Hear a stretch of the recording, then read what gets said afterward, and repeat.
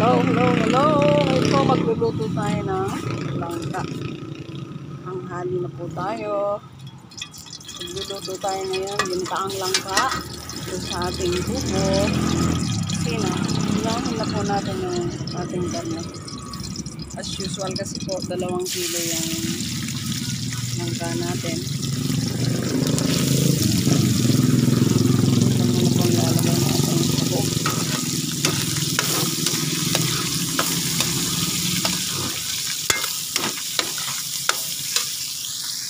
Pagkatapos yung luya.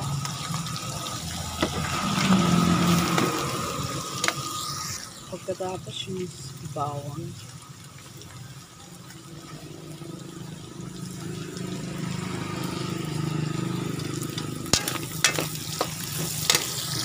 Pagkatapos yung sibuyas.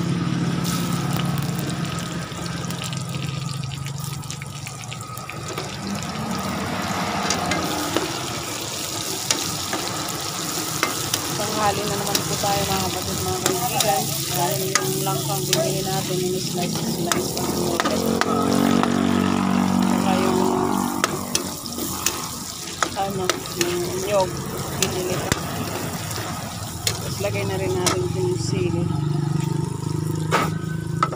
Hindi po masarap ang ginataan kung walang sili. Kaya napakalagay ng sili. Ano po? Pagkatapos ng sili, yung alamang. So, ayun na po yung alamang. Dahil 2 kilo po yung ating 2 kilo po yung ating ating langka. Mga 3 kutsarang alamang po para malasa.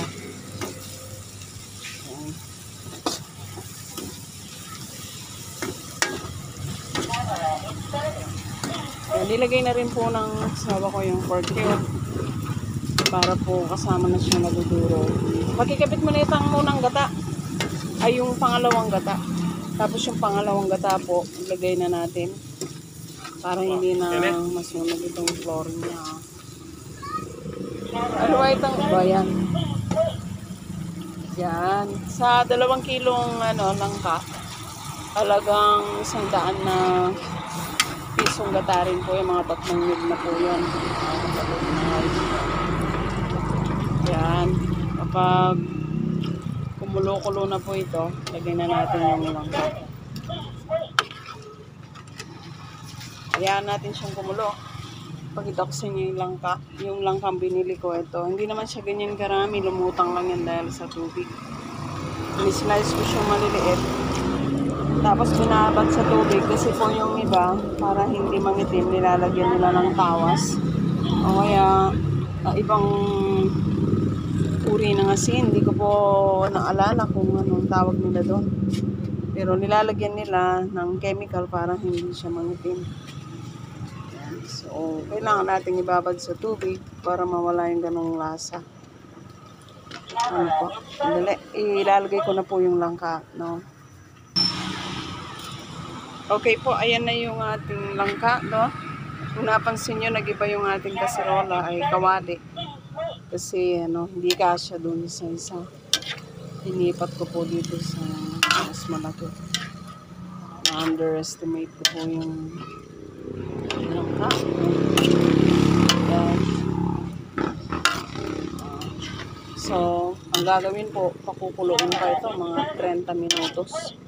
Hintayin na lang po. Ganyan na yan. Okay na po yan. Pag kumulo na after 30 minutes. Napakasarap na.